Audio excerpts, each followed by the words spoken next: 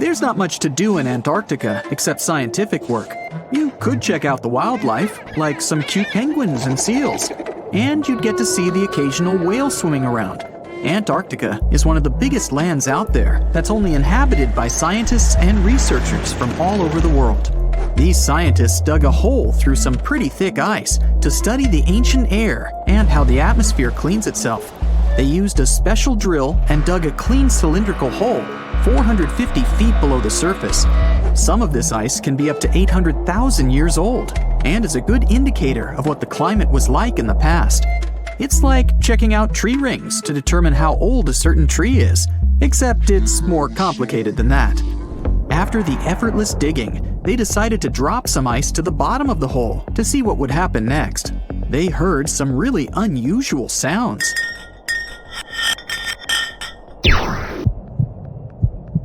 It felt like being on a spaceship traveling through a bunch of obstacles with many rocks smashing into each other.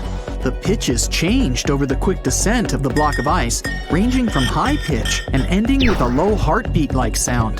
The scientists were puzzled when they first heard this and dropped some more ice, only to find out that the same type of sounds were being produced, just in different variations. They couldn't tell what was down there and, more importantly, why these kinds of sounds were produced. Antarctica boasts quite a few volcanoes, many of which are under super thick sheets of ice. Scientists discovered 91 volcanoes and claimed there could be more, potentially making it the most extensive volcanic region in the world. While they were doing regular scientific research, they came across many unmistakable large cone-shaped figures underground. Some were as deep as 2 miles in the ice. Some of the peaks were over 3,000 feet tall and dozens of miles across. But on the surface, it's as plain as a sheet of paper. They may have dropped that block of ice inside an actual volcano that they were standing on, but it's unlikely. Even though the underground volcano presence was discovered by accident, there's a small chance they were actually standing on one where they had their workstation set up. It's more likely that they worked in an area where studying ancient climates is easier and less dangerous than other places. They collect ice samples and study them in a lab. It's like discovering a prehistoric insect embedded in amber millions of years ago when dinosaurs used to roam the land. But instead of little bugs, scientists study ancient dust, air bubbles, sea salts, volcanic ash, and anything else that may have come from the environment. They can practically tell how the climate was during that time. These ice samples might show that Antarctica's western ice sheet melted when the Earth's climate warmed up. If it did, then it's likely to happen again. That would mean sea levels rising, affecting coastal cities and small remote islands. But scientists aren't sure it's true, despite some evidence to back it up. The process of studying ice samples can take a week or even a year, depending on what they find. They crush or melt the sample bit by bit. And like those tree rings, the deeper the layer, the further we go back in time. In order to study ancient bubbles trapped in ice, researchers have to crush the samples under a vacuum hood to keep the air out while extracting the air and putting it in vials. There are various instruments and devices to study the ice samples, but because it's so sensitive to damage, each measurement must be in a clean room setting so that nothing gets compromised. The scientists have to wear proper bodysuits and many layers of gloves and constantly get ventilated. Even something as tiny and insignificant as a fingerprint can ruin a sample. They look for certain patterns to see changes in the atmosphere's composition and temperature. But dropping a few blocks of ice down a hole wouldn't be so bad. The reason why it made such a peculiar sound is the same reason why a moving car sounds different when it's honking than when it's stationary. The scientific word for it is the Doppler effect. It's an obvious change in the frequency of a wave with respect to an observer who is moving relative to the wave source. The effect doesn't mean the frequency of the sound changes, it just shifts. And this can be said about other types of waves, like water and light. But sound waves are the most popular ones when it comes to the Doppler effect. So, when the scientists dropped the ice block down the bottom of the hole, the sound waves traveled back up and bounced around the narrow tube where they drilled. That's why they got the pew pew sound. Let's not forget that this ice block traveled 450 feet beneath us. Oil ships dig holes in the oceanic crust that go thousands of feet beneath the Earth. The Kola Super Deep Borehole in Russia is the deepest hole ever made by humans. It goes more than 40,000 feet below the surface and took almost 20 years to reach 7.5 miles. Below it is only half the distance to the mantle. In terms of the whole Earth, this very deep hole is literally scratching the surface. This wasn't a hole to dig for oil, and wasn't in the ocean either. The drilling was stopped in 1992 when the engineers found out that the temperatures were 100 degrees Fahrenheit higher than they predicted. And then it was abandoned, and it's just been a barren hole now. But that's the closest we've dug to the center of the planet. The scary thing is that some of the workers on the site could hear voices coming from within. All the way in Yemen, an ancient hole exists in Barhout, in the east of the country in the middle of the desert. It's actually closer to Oman than to the capital Sana'a. This hole has puzzled experts and locals. Unlike the holes in Russia and Antarctica, this wasn't man-made. Or was it? It's been around for many years, and the locals try to steer away from it. They don't even like talking about it, since they claim it brings bad luck to those around it, or to whoever utters its name. They claim it was created as a prison for spirits, but many rule that out.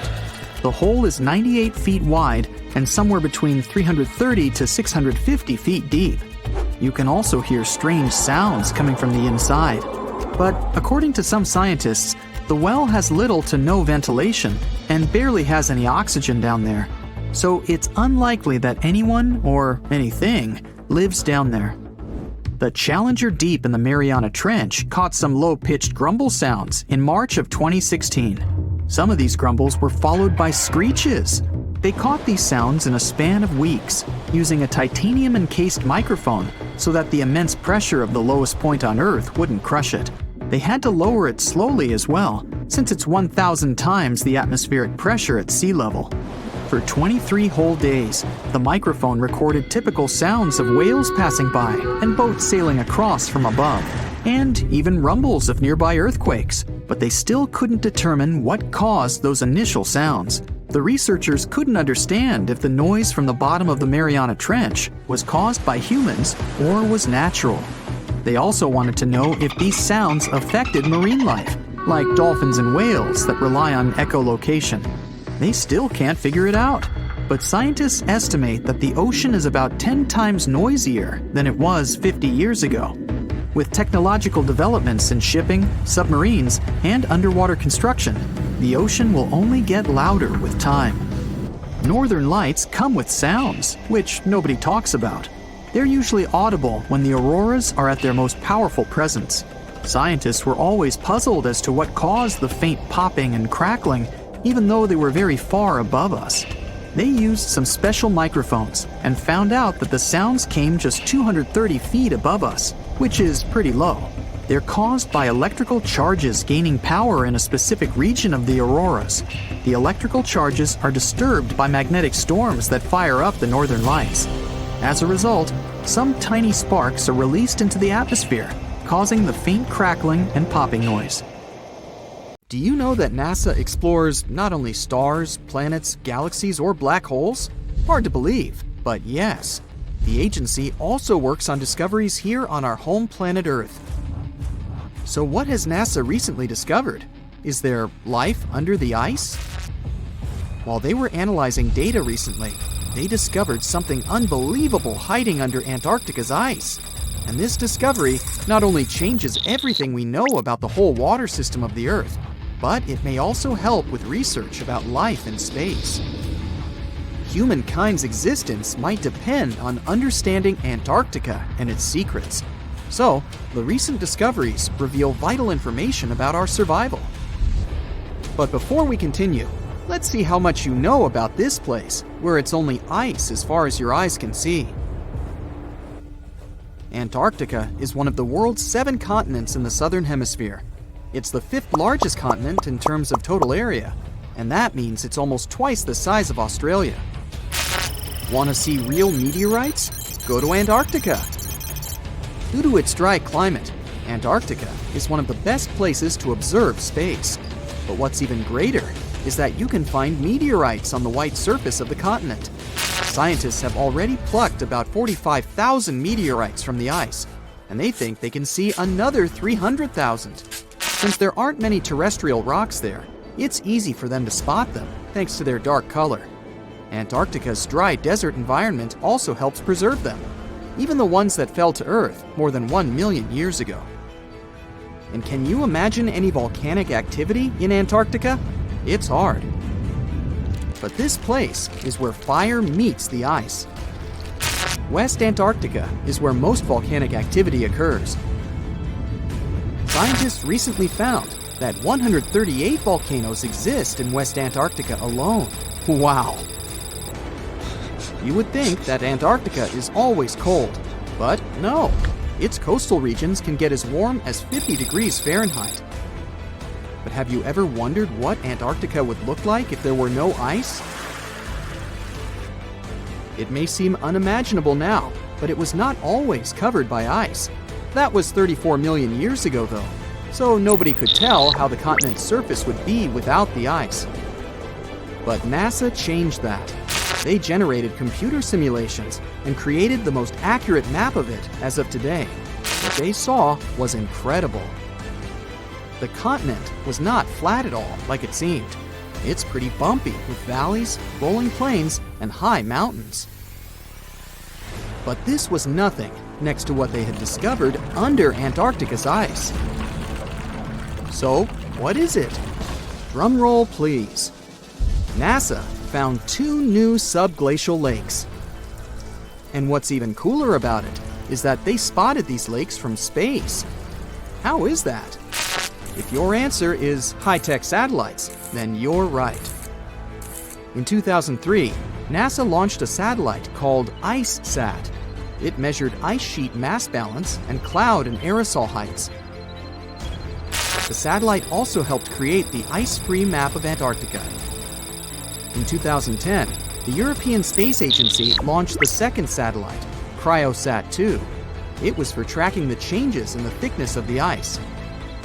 Then, in 2018, NASA launched the third one, IceSat-2, a follow-on to the IceSat spacecraft. It measured ice sheet elevation and sea ice thickness.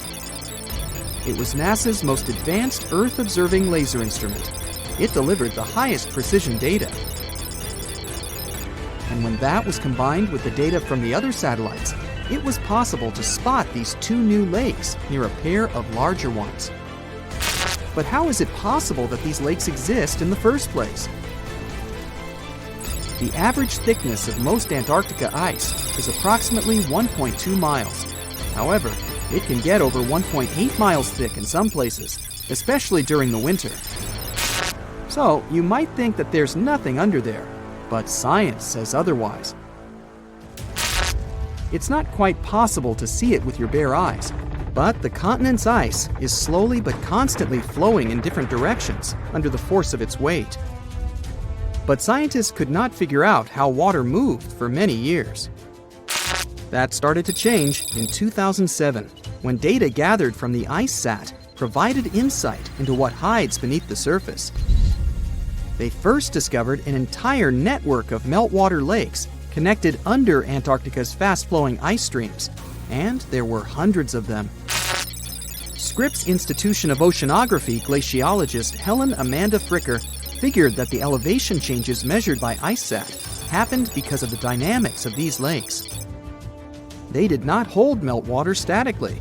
Instead, they were filling and draining continuously over time through a system of waterways.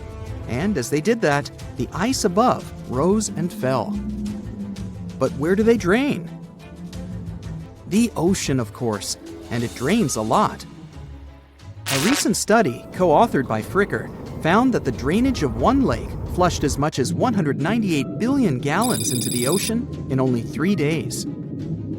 Countless mysteries about how nature works are still waiting to be solved. But finding the 2 new lakes will give scientists a better picture of how fast the Antarctic ice sheet will change as the climate gets warmer, and how this will affect global ocean currents and sea level rise. The filling and draining cycle of the lakes also caused the ice sheet to suffer cracks and crevices.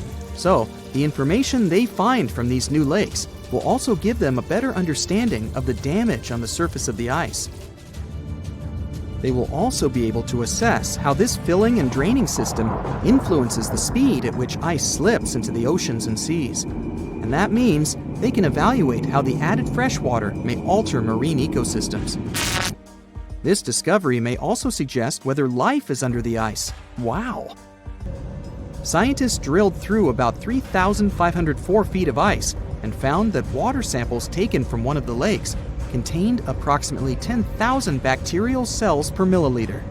Such a high number of bacterial life is a good sign, because that means the icy waters might also support higher life forms, such as microanimals, and one of these new lakes might even be their home.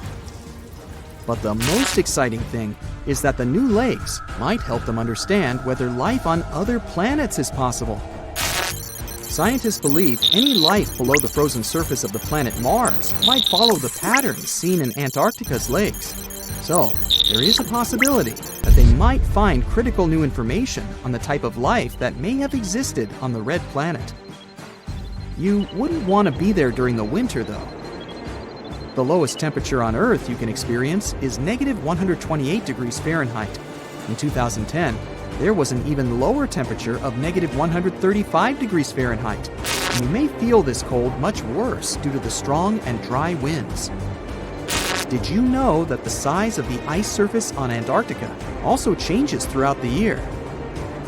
It's about 1.2 million square miles during the summer, but when it's winter, it grows to 7.3 million square miles.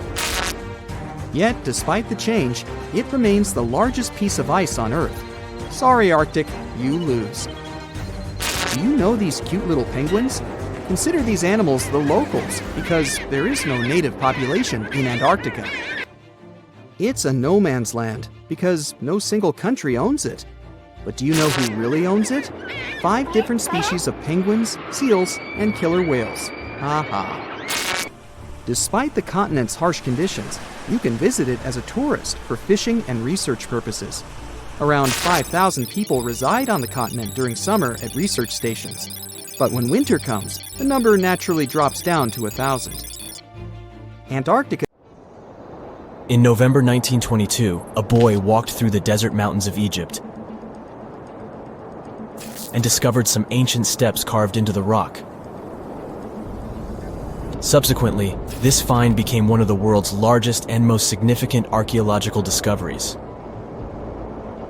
This step was part of Tutankhamun's untouched tomb.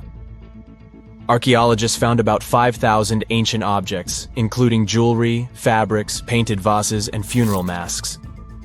You've probably seen one of them. It has become one of the most recognizable attributes of ancient Egypt. More than 100 years have passed since then, and now humanity has finally become close to another large-scale discovery, the tomb of Cleopatra. This queen was the last active ruler of the Ptolemaic Kingdom of Egypt, who sat on the throne from 51 to 30 BCE. There are many ancient records about Cleopatra, her reign, and her unusual personality, but until now, no one has discovered the secrets about her passing away in the burial place. So, one archaeologist, Dr. Kathleen Martinez, has been studying ancient records and temples around Alexandria for decades, and concluded that the tomb of the queen should be located under the ancient city of Taposiris Magna, founded in 280 BCE. It was a big city on the northern coast of Egypt, where tens of thousands of people were engaged in trade and industry, and it seems that Dr. Martinez's guesses turned out to be correct. She and a group of archaeologists have discovered a secret underground tunnel near Alexandria, with a length of about 0.8 miles. It was cut into the rock under Taposiris Magna's temple. During further excavations, they found many things that indicate Cleopatra's tomb lies in the tunnel's depths. It's also possible that she is buried there together with the Roman commander, Mark Antony. According to ancient records, Cleopatra and Mark Antony loved each other and together opposed the Roman Senate, which declared Antony a traitor. The fact that natural disasters have occurred on the territory of Taposiris Magna for thousands of years can complicate the excavations. Earthquakes and floods destroyed the city and possibly flooded its underground tunnels. But archaeologists hope the ancient tomb remains untouched, and that it hides many treasures and records about the royal life of ancient Egypt during the reign of the last dynasty. There's a chance that excavations will go underwater and in the mud. This will require much time and funding, but archaeologists are sure it's worth it. Anyway, it's too early to say that Cleopatra is really buried there, but scientists have found many things in the tunnel that confirm this, including clay pots, dozens of coins with the image of Cleopatra and Alexander the Great, as well as a bust with the image of the Egyptian queen. Cleopatra is still one of the most popular personalities in Egypt, on an equal footing with Ramesses III and Tutankhamun. She inspired many films, paintings, and books, but what made her so popular? She became famous for her inconsistency. She was a beautiful, intelligent ruler who pulled Egypt out of the crisis and made it a prosperous power. Medieval Arabic texts say she knew chemistry, mathematics, and philosophy, and may have written several scientific books. She knew several languages and had excellent diplomatic skills. At the same time, there are many legends that she was a femme fatale who drove many men crazy. However, there's no evidence that her beauty was incomparable. The image of a stunning model was created by Hollywood when it made several films where famous actresses performed the role of Cleopatra. And the Roman Emperor Octavian, the adopted son of Julius Caesar, specially created the image of Cleopatra as an insidious seductress because he was her enemy. Even though she was born in Egypt, Cleopatra wasn't an Egyptian. Her ancestors were Greeks, among whom was one of the generals of Alexander the Great. However, the people of Egypt loved her. She learned the language and was very sensitive to the traditions of this country. She knew the history, mentality, and customs of ancient Egypt well. She raised the level of its economy and strengthened its status as a world power. Much of this was made possible thanks to her cunning and impressiveness. She loved theatrical performances and lavish celebrations. She knew how to surprise people and put on a show. But behind the exterior image of a luxury lover was an intelligent and calculating ruler. Ancient Egypt was a rich, luxurious country, and Cleopatra did everything to increase its wealth and strengthen its position in the international arena. For example, she was once in conflict with her brother Ptolemy XIII. The queen knew that she wouldn't be able to resist him, so she decided to attract Julius Caesar to their side. The Roman emperor arrived in Alexandria, where Cleopatra wanted to meet him, but Ptolemy knew about her plans and was about to prevent her from coming to Caesar. Then, instead of a rich and noisy arrival, Cleopatra decided to make her visit inconspicuous. She wrapped herself in a carpet or linen bag the emperor's servants carried into Caesar's private chambers. Cleopatra emerged from the carpet and impressed the Roman emperor with her beauty and determination. As a result, they fell in love with each other and became close allies. After some time, she impressed another influential Roman for diplomatic purposes. She arrived to meet Mark Antony on a golden barge with purple sails and silver oars. Cleopatra was dressed in the image of Aphrodite and sat under a magnificent canopy. Her servants dressed like cupids and were blowing her fan and burning incense. But Cleopatra created such a show for a reason. She knew that Antony revered Greek mythology and considered himself the embodiment of Dionysus. As a result, he was so impressed with this woman that he ended up marrying her. Cleopatra defended her crown, strengthened her alliance with Rome, and bore Antony 3 children. In Egypt, they threw big parties and enjoyed wealth with power. However, the relationship of a high-ranking official with the Egyptian queen caused a scandal in Rome. Octavian was Antony's primary opponent in the struggle for power, so he exploited the situation to darken the competitor's reputation. He used propaganda to make Cleopatra an insidious seductress in the eyes of Roman citizens. He accused Antony of succumbing to her charms. The Roman Senate supported Octavian and declared Cleopatra an enemy. In 33 BCE, this conflict reached a high point when Antony's navy clashed with Octavian's fleet. The latter won and forced his enemy to flee to Egypt with Cleopatra. According to some records, they took refuge near Alexandria. Pursued by the Romans, they hid in one of Cleopatra's palaces and met their end. Some legends say that Cleopatra was an expert in poisons. She provoked a venomous snake, a viper or an Egyptian cobra, to bite her. Also, according to another legend, she pricked herself with a poisonous needle. There's a theory that Cleopatra always carried an ampule with poison inside her hairbrush. And when she was cornered, she soaked the needle with this poison and pricked herself. None of this can be said for sure. Scientists are still trying to find out the truth. Perhaps when they reach Cleopatra's tomb, the world will get more answers about her tragic fate. She is considered the last ruler of Egypt. After her passing, Octavian plundered her palaces and temples and returned to Rome, where he became the main emperor. He successfully ruled the country and expanded its borders. His reign ended when he turned 75. World history would have looked different if Cleopatra and Mark Antony hadn't lost that naval battle. By the way, did you know that more time has passed between Cleopatra's reign and Neil Armstrong's flight to the moon than between the reign of the Egyptian queen and the construction of the Great Pyramid of Giza? Armstrong took a step on the Earth satellite in 1969, 38 years after the birth of Cleopatra. And the construction of the pyramid took place in 2560 BCE. Imagine how long the history of ancient Egypt is. Cleopatra is closer to us in time than to the pyramids. We've all dreamed of visiting the Arctic and witnessing the natural wonders of polar bears frolicking on ice floes or the aurora borealis dancing across the sky. Well, sorry to break it to you, but you won't find any tourists flocking to Antarctica anytime soon. Why, you may ask? Let's dive into it. First off, where is Antarctica? It's located in the southern hemisphere, specifically at the South Pole. The Southern Ocean surrounds it, and most of the continent is covered by ice, making it one of the most remote and frigid places on Earth. Now, have you ever met someone who's visited Antarctica? Probably not.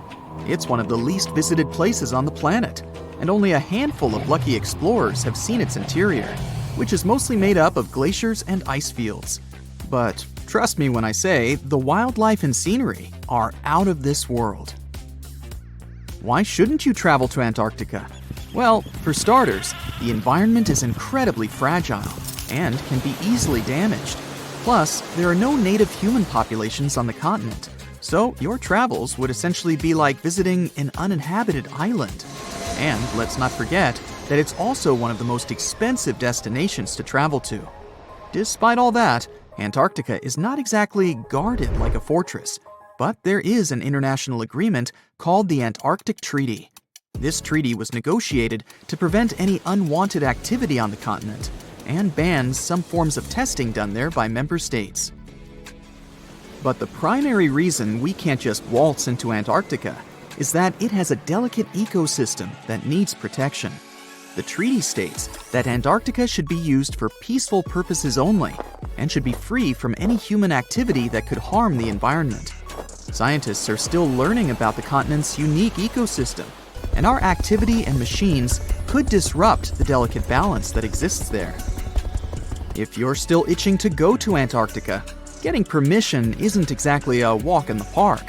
U.S. citizens, for example, need to complete a special form and send it to the Office of Ocean and Polar Affairs. And once you're there, you'll need to follow some strict guidelines to protect the environment, like not disturbing any wildlife or taking souvenirs like rocks, plants, or animals. Now, technically, can you live in Antarctica? While there are no laws banning people from living there permanently, it's a very inhospitable environment and unsuitable for human habitation. Temperatures can reach -76 degrees Fahrenheit and below, making it nearly impossible for anyone to survive without the proper equipment and experience. Plus, the nearest piece of land is over 1,000 miles away, making any inhabitants completely cut off from the rest of the world. Who knows? Maybe one day we'll get the chance to visit this unique and fascinating continent. But until then, let's admire it from afar. Let's now talk a bit about the discovery of Antarctica. Unlike other places that were already inhabited, Antarctica never had a native human population.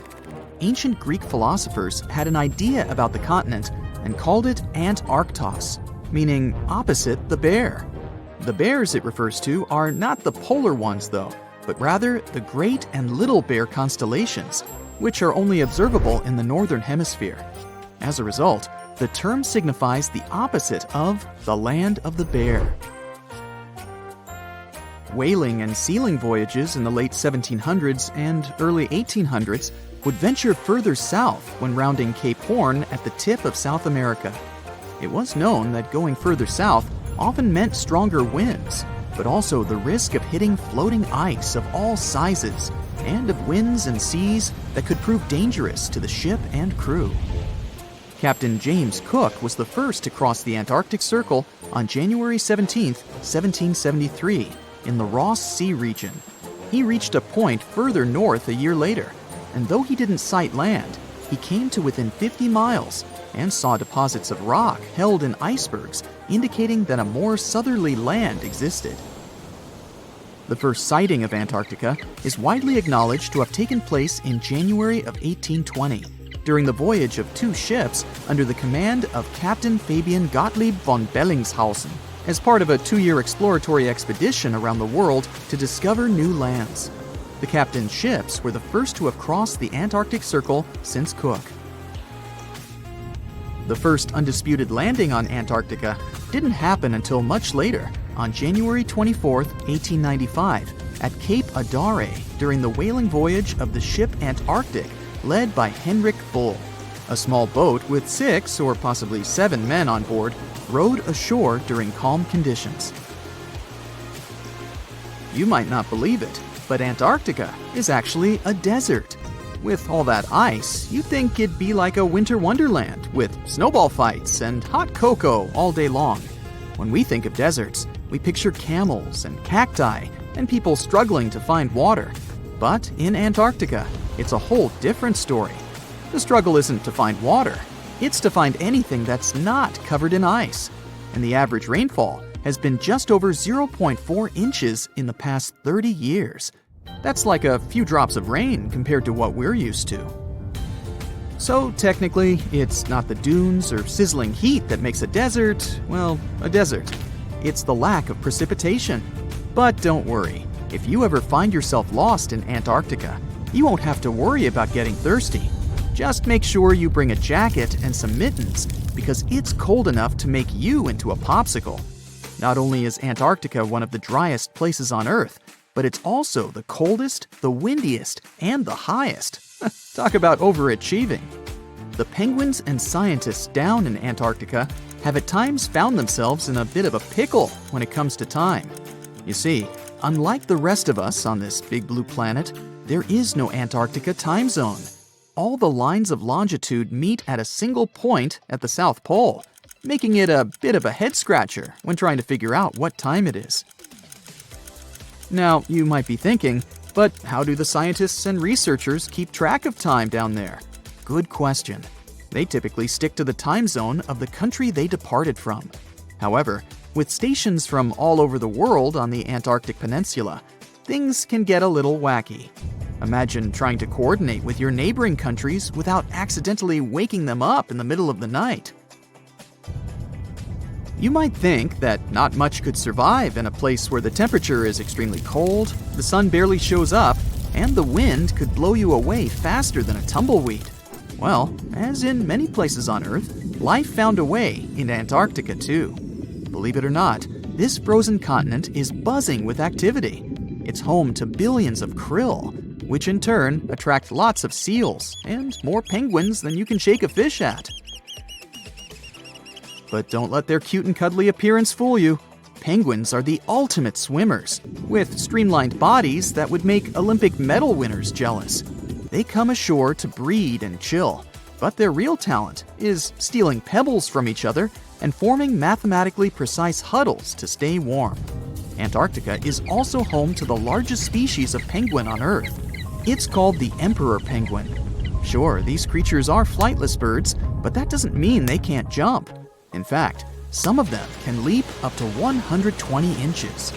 And let's not forget about the seals. With their furry bodies and special songs, these marine mammals are protected by the Antarctic Treaty, and they're thriving in the cool waters of the Southern Ocean too. But the real stars of the show are the whales. During the Antarctic summer, these huge creatures show up in droves to chow down on the abundant krill. It's indeed like a whale buffet down there. Alert! Alert! Leave all your things behind and find safety immediately. The southern continent has just erupted. This is not a drill. You see people running around, screaming their heads out. Cars bumping into each other. The whole nation is in panic. You're on the southern coast of Australia, but the sky is black and it stretches further than your eye can see. Your friend in southern India calls you and says the same thing. There's ash in the sky and it's raining down on you. You hear rumbling in the distance, and it isn't even your stomach to blame. Everyone starts running inland. The black clouds swallow up everything in sight. Cars, trees, buildings. You're unable to see anything in front of you. Everyone's confused and scared. A tsunami breaches the shores, covering everything in its path. This is the Great Antarctic Eruption. Antarctica is that big continental desert covered in ice. In fact, it's technically the largest desert in the world. It's also covered with a whole lot of volcanoes, just chilling around.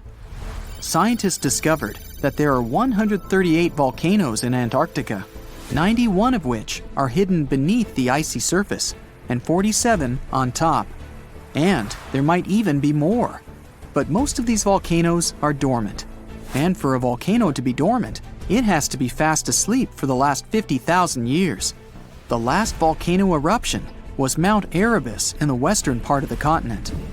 It's the most active volcano in the south side of the world and is roughly 12,500 feet above sea level. That's as high as stacking the Burj Khalifa on top of itself 5 times. There's a whole bunch of these volcanoes stretched across the entire continent. In the most concentrated region, the volcanoes spread the distance equivalent to that between Canada and Mexico. And that's not even all of them. Scientists have warned that if any of these interior ice-contained volcanoes were to erupt, they'd melt the western Antarctic part of the land and increase the spill of ice into the ocean. It would raise the sea level and flood many endangered lands that are already at risk. And that's not mentioning the tectonic plates shifting underneath the surface, which allows some of the magma to squeeze its way to some surfaces. It's scary enough to expect what would happen if a huge volcano erupted. But what would happen if all the volcanoes in the Antarctic continent erupted at the same time? If you were one of those scientists on a boat on their way to conduct some experiments, you would begin to feel unease. You'd notice the water carrying a bit more of the current than usual. You look at your fellow scientists, and they too have the same look on their faces. As you land at the shore and take out all your tools and equipment, things don't seem normal. But the work has to be done. You head to the base and settle in.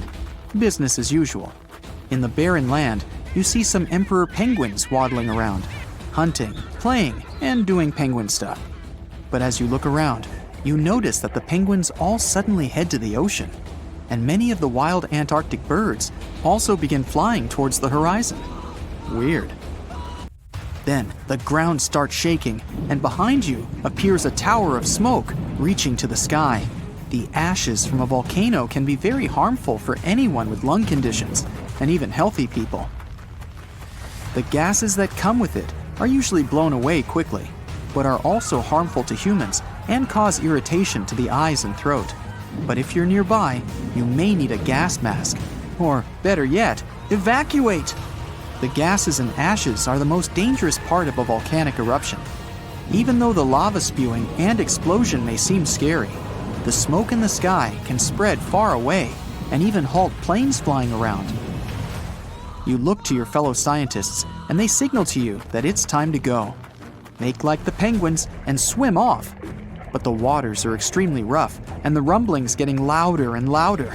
Suddenly, you see more smoke wafting towards the sky, but from different locations. Back to the boat!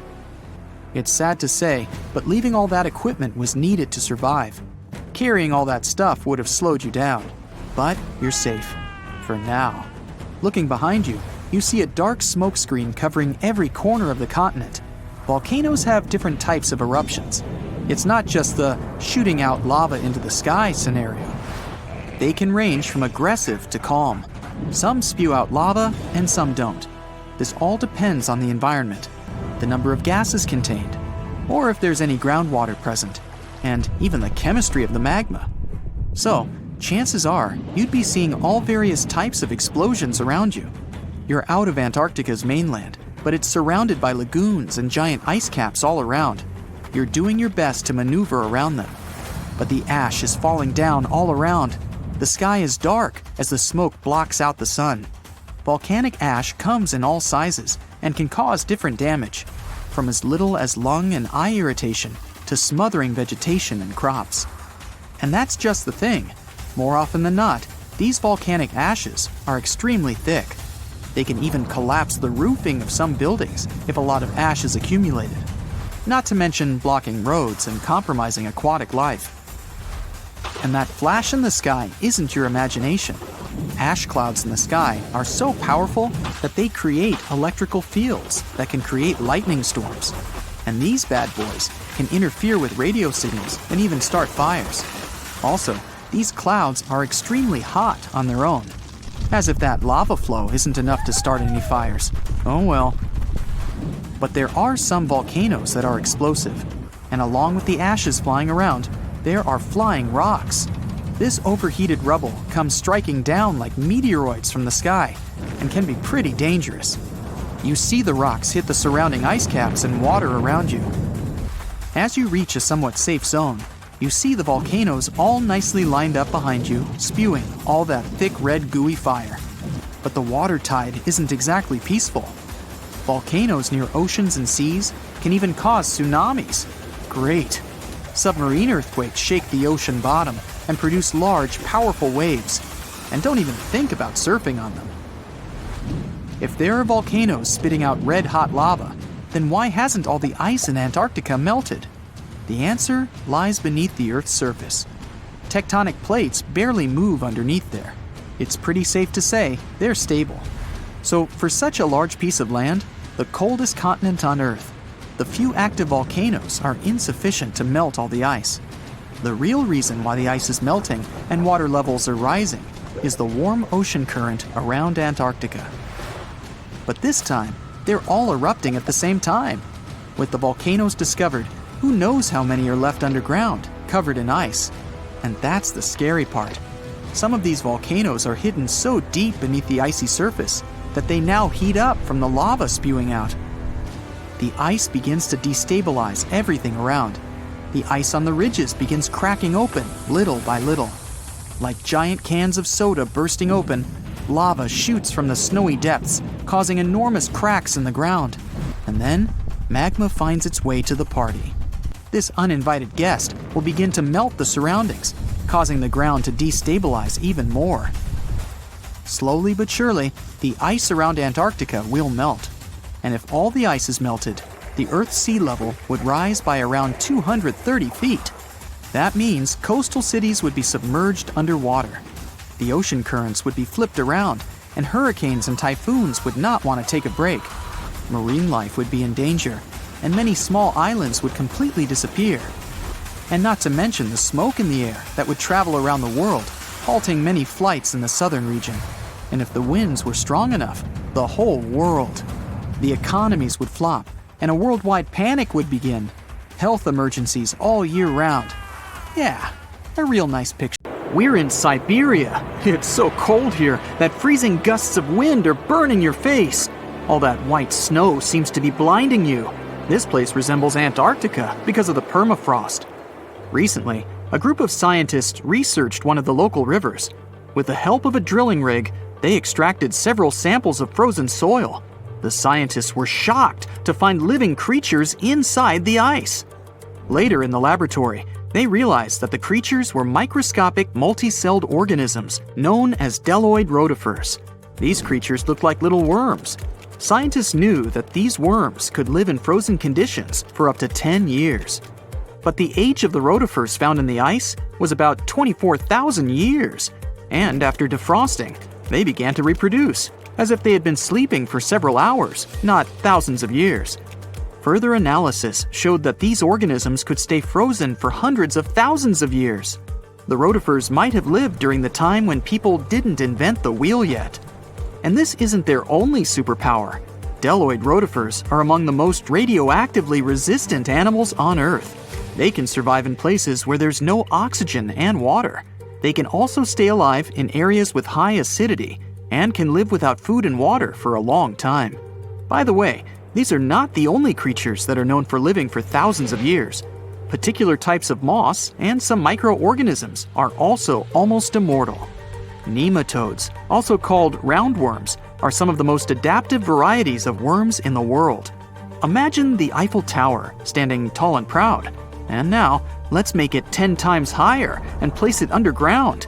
Exactly at this depth, many thousands of feet under the surface, scientists discovered these creatures. There's no sunlight and almost no air in this place. And since it's much closer to Earth's core than the surface of our planet, the temperature here is higher than in the middle of the hottest desert. Millions of tons of soil above create insane pressure. But all this couldn't prevent life from developing here. When roundworms run out of air, food, or when the temperature becomes too high, they get into a unique state of stasis, or deep hibernation. In this mode, the worm's metabolism slows down, and almost all the processes in their bodies stop. The creatures can sleep for a very long time, and only wake up when the environment becomes more livable. By the way, you don't have to go so deep underground to find these creatures. Nematodes are found all over the world. They can live in hot springs, deserts, high in the mountains, among the harsh ices of Antarctica, or inside animals and humans. Our next invulnerable creatures are tardigrades, also known as water bears. These are microscopic, 8-legged invertebrates closely related to arthropods. It's impossible to see them with the unaided eye. But a conventional microscope will allow you to see tardigrades in detail. They look like minuscule bears. They're called water bears because they need a thin layer of water around their bodies at all times. It's necessary to prevent dehydration. Tardigrades have been found in all kinds of environments, from ocean depths to sand dunes. They're incredibly robust thanks to their unique organism structure. Yeah, they look soft, but their body is covered with a tough cuticle. This coating resembles the exoskeletons of grasshoppers, mantises, and many other insects. Water bears shed their old layer of the cuticle when they need to grow. Each of their 8 legs has 4 to 6 claws, which helps them cling to any surface. The bears can survive at a temperature that's almost 3 times as cold as the temperature in the ice of Antarctica. Heat doesn't harm them either. They have been proved to survive at the temperature that makes water boil. Also, water bears are not afraid of radiation and high pressure. In the depths of the ocean, pressure can destroy alloys of the strongest metals, but these creatures can withstand pressures 6 times greater. But the coolest thing is that they can live in the vacuum of space. Our planet has a magnetic field. This is a shield that protects us from solar radiation. Tardigrades don't need this protection. They can go into near-Earth orbit and come back unharmed, all thanks to a protein protecting their DNA from ionizing radiation. Like other immortal organisms, water bears can fall into a state of cryptobiosis. Tardigrades pull their head and legs inside their bodies and fall asleep. If the surrounding conditions suggest freezing, drying out, or experiencing a lack of oxygen, they will remain in this barrel form until the situation improves. So those are microscopic organisms and microbes that can only be seen through a microscope. But how about something bigger? Meet ironclad beetles. They live in the southwestern US and Mexico. These insects cannot survive high temperatures, live without oxygen, or in conditions of increased radiation. But their shells are so tough that they can only be pierced with a drill or hammer. Their durable exoskeletons are made of a special substance, chitin. It can also be found in the armor of crabs or shrimp. And still, the chitin of the ironclad beetle is so durable that it allows this creature to withstand the impact of a car moving at high speed. In times of danger, they can hide their whiskers and strong legs in special recesses in their shell. Other animals can't bite through the armor, so they spit the beetle out and leave to look for lunch somewhere else. As soon as the danger disappears, the bug stretches out its legs again and goes about its business. Also, the armor saves the beetles from dehydration, which is very useful in hot areas of Mexico and the southwestern US. Inside the exoskeleton, they can store moisture. In other words, these bugs can absorb water whenever they find it and transport this liquid inside themselves. The next creatures are incredibly fragile, but they know how to survive in places where almost no other animals can live. We're going to the southeast of Romania, near the Black Sea. Here, on a desolate wide plain, you can notice a pit. This is a mine leading deep underground. The air on the surface of our planet usually contains around 20% oxygen, but in the mine, it's only 10%. Inside the cave, the air also has an increased content of hydrogen sulfide and carbon dioxide. People can't breathe there without an oxygen tank. We can probably say that the water and air there are poisoned. Almost no animals would be able to survive here. Still, 48 species of living organisms have been found in this cave. 33 of them are newly discovered species. And they aren't the only microbes or bacteria that can't be seen without a microscope. Something bigger lives here. Strange white snails crawl over the walls of the mines. Transparent shrimp and a bunch of unknown kind of leeches swim in the water. White centipedes with huge whiskers and creepy white spiders run on the ground. And they all have been growing here for almost 5 million years. You might notice a water scorpion and another unidentified species of this animal. It doesn't look like its relatives living in hot sands or tropical forests. No living creature here looks ordinary at all. All animals are either white or transparent. They have no eyes, but are equipped with long paws and antennae whiskers that help them navigate in this dark space. The deeper you go into the cave, the less oxygen the air contains. But the number of living organisms is increasing. The air is filled with methane and carbon dioxide. All the inhabitants of this cave have never seen the light of the sun and have never gone out of the darkness. It seems impossible to survive in such conditions where plants don't produce oxygen. The answer to the question of their survival is hidden in a small lake. The surface of the water is covered with strange foam. If you look closely, you can see that this white substance is alive. It resembles soft, wet paper that is easy to tear. The thing is billions of living organisms, bacteria called autotrophs. There's much more carbon dioxide in the cave than there is outside, and these bacteria, like plants, absorb it. But they don't do this with the help of photosynthesis, which means they don't need sunlight. They use water for chemosynthesis. What these bacteria secrete is food for other bacteria, and these other bacteria are food for bigger creatures. A unique food cycle that you can't find anywhere else on the planet only exists here. Your geography teacher must have told you there are 7 continents in the world. In 2017, scientists made an announcement that changed this universal truth: the discovery of Zealandia. They called for a change in world maps and provided us with some proof, of course. First off, let's take a look at the ocean floor near New Zealand. The continental shelves of this mysterious continent are chilling at a depth of around 3,280 feet below sea level. The nearby oceanic crust dives even deeper at 9,800 feet below that. All of that is giving us those continent vibes, with varying altitudes from deep below the ocean to the majestic Mount Cook, standing tall at 12,217 feet above sea level. Brave geologists have gone deep down to collect rocks from the ocean floor. They found that unlike the nearby oceanic crust, which is made up of fresh basaltic rocks, the crust around New Zealand is one impressive mix.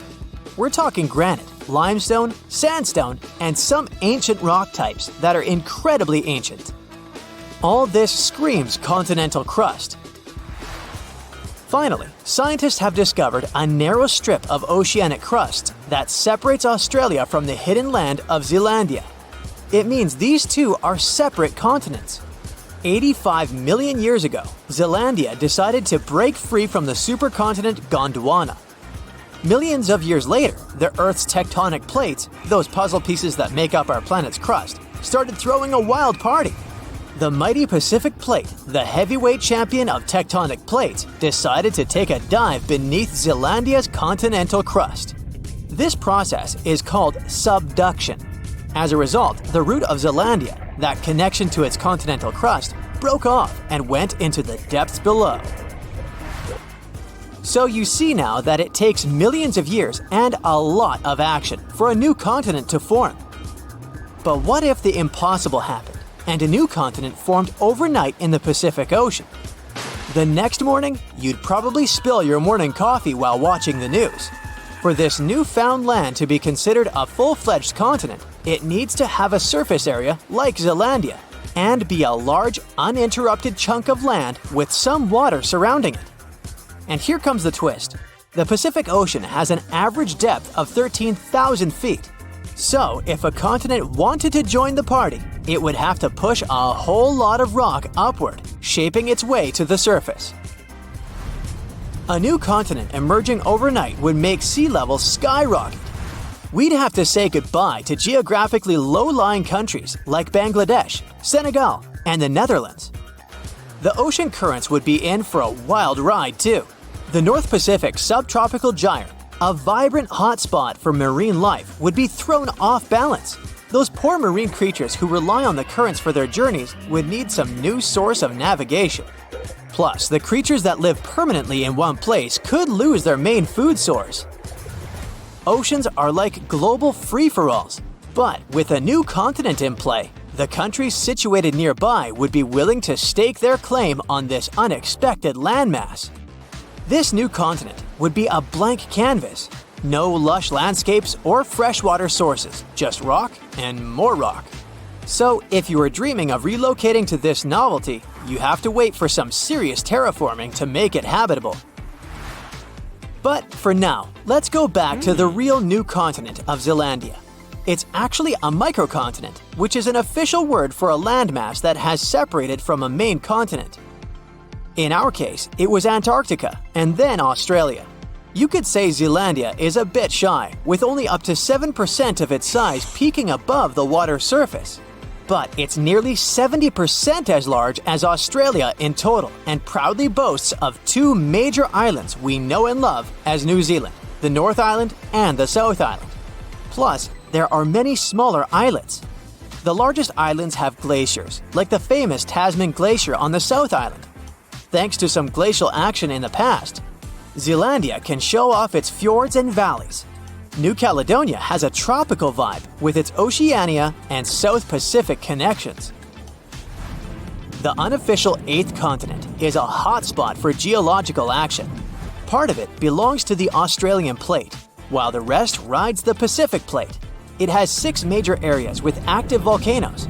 And don't forget the geothermal treats. Geysers and hot springs are scattered all over the place, courtesy of the Australian and Pacific plates having a steamy interaction. The underwater world of Zealandia is a treasure chest of mineral deposits and natural gas fields. It's also a scientific playground.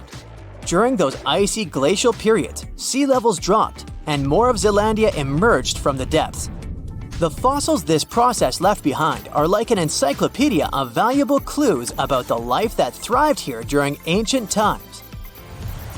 The search for Zealandia lasted for 375 years.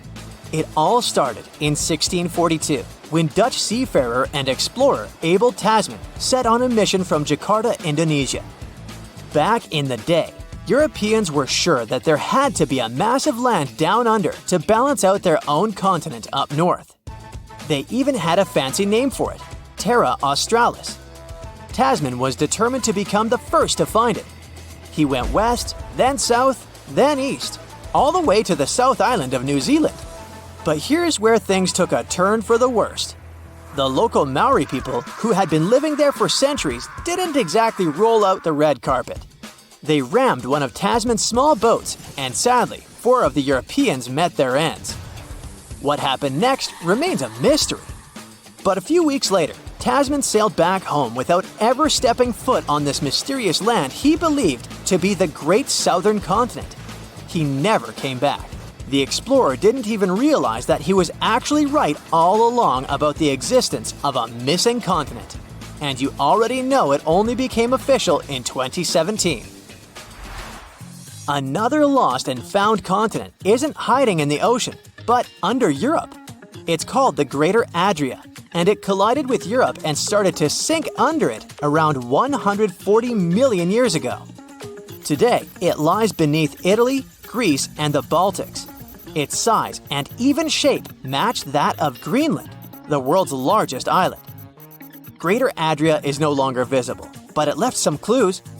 Parts of it were embedded in the Alps. Other chunks were incorporated into present-day Italy and Croatia on the other side of the Adriatic Sea. Limestone rocks from the former continent started to change once they were under the European landmass. Tremendous heat and pressure spread over tens of millions of years changed their structure. Out goes the limestone, in comes the marble. All the Greek and Roman temples you admired on your summer vacation were constructed using this marble. It was sort of a going-away gift from a long-lost continent. You don't notice this, but our planet never stops moving, and it happens deep beneath our feet. 120 million years ago, Australia and Antarctica were a single piece of land.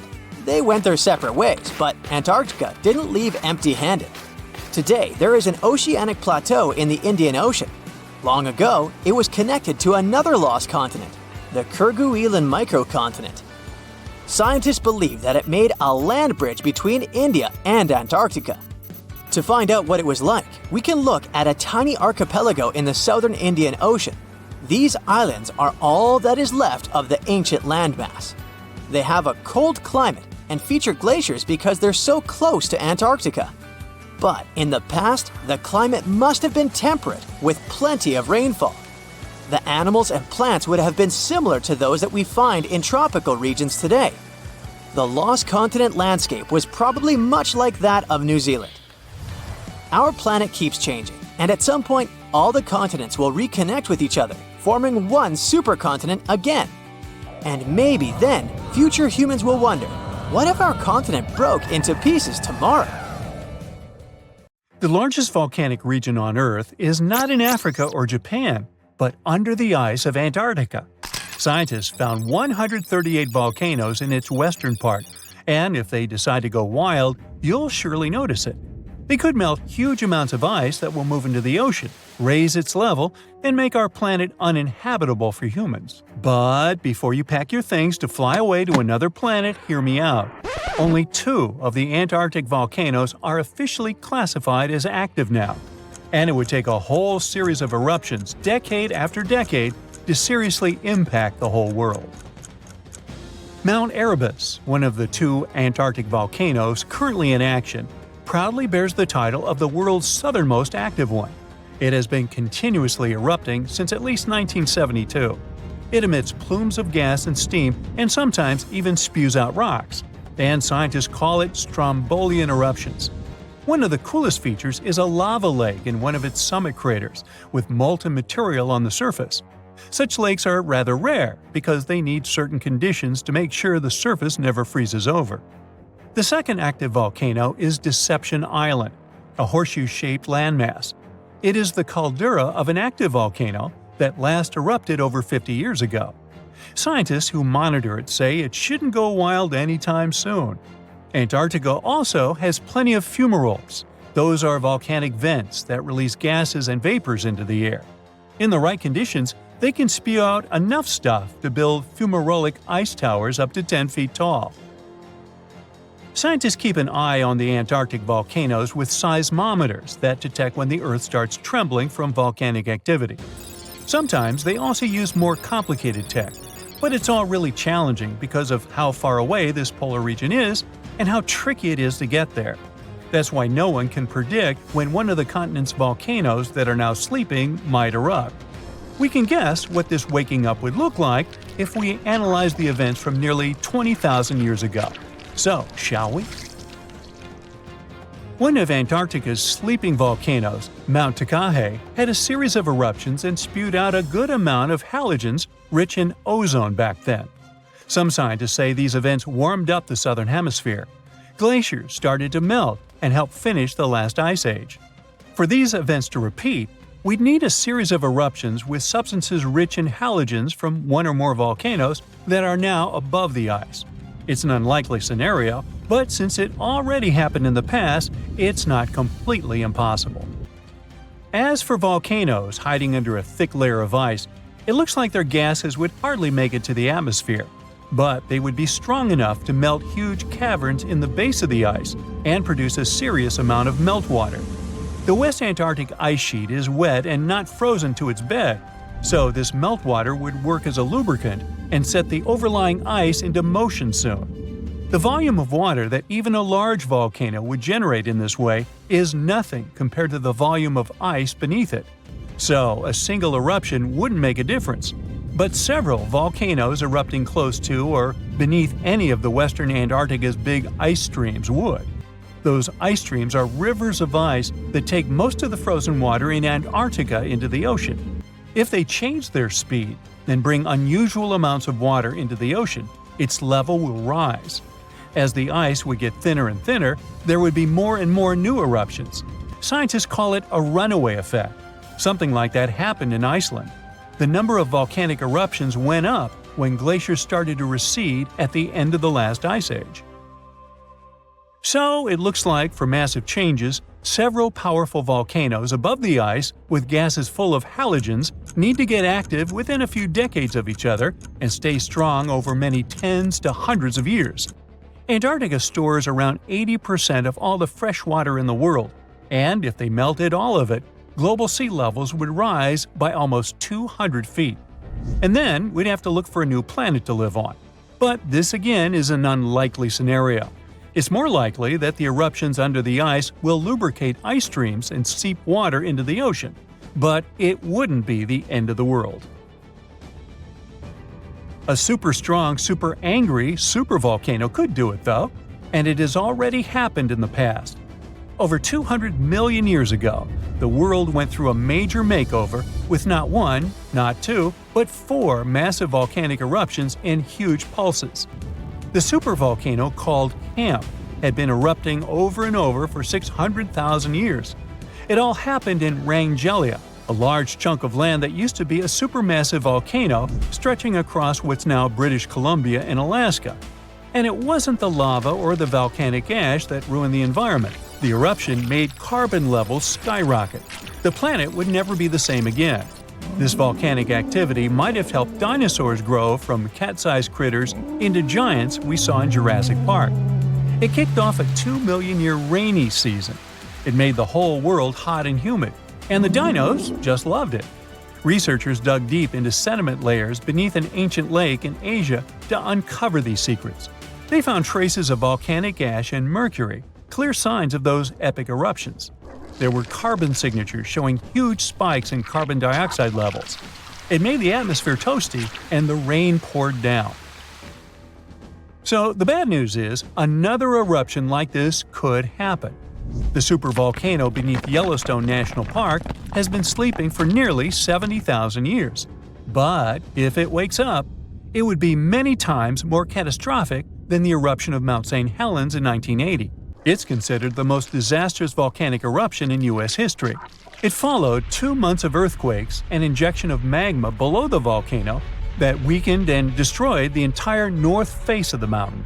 The eruption column went 80,000 feet into the atmosphere and spread ash over 11 U.S. states and several Canadian provinces. The last Yellowstone eruption was 1,000 times greater than that. The ground above Yellowstone sits on a hot spot made of molten and semi-molten rock called magma. This magma stuff flows into a chamber beneath the park, about 4 to 6 miles down, making the ground puff up like a balloon. But then, as it cools down, the ground goes back to its usual state. Volcano watchers have been keeping an eye on this for a century. They noticed the ground lift up about 10 inches around 20 years ago, but since 2010, it's been going back down. The experts say we have no big eruptions on the horizon, so doomsday isn't coming anytime soon. But there's some underground activity going on lately which keeps us interested. Since humans haven't been around to witness every little thing Yellowstone does, it's kind of tough to say for sure what's brewing down there. Yellowstone has had some epic eruptions within the last couple million years. They happen like clockwork, with gaps of 600,000 to 800,000 years between them. The last big one was around 640,000 years ago, and it basically reshaped the entire landscape, spreading ash and debris as far as Louisiana. You can still see the aftermath of the last big eruption in the Yellowstone caldera today. Experts say a massive eruption, like the last one, is an unlikely scenario. We're more likely to see eruptions of steam and hot water or lava flows. When and with what force it will wake up remains a mystery to scientists.